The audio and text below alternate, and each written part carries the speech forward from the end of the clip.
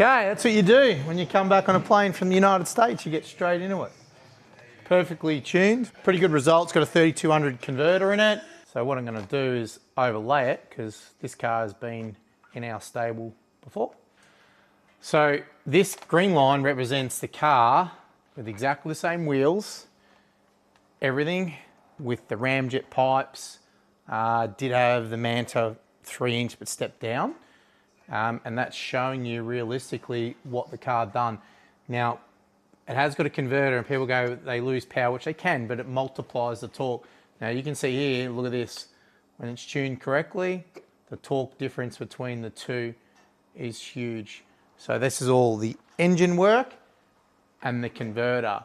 So you're gonna see this thing's gonna chop how it was before. So that's not against standard, that was against Ramjet 3. Obviously it had the other mods on it. So when you've got massive heavy wheels, 22s with very soft traction AA tyres, look at the difference, it's huge.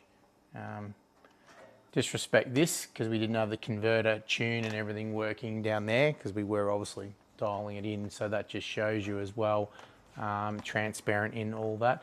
So overall, very good effort from the boys to get it done in such good time, minimal problems.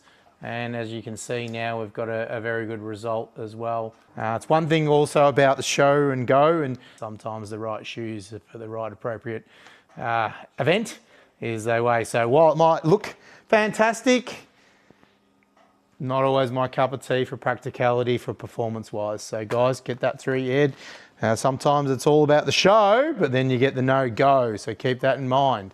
I'm about show and go, so we've got to have a balance. Anyway, I'm excited. We've got a shop car and yeah, should be good.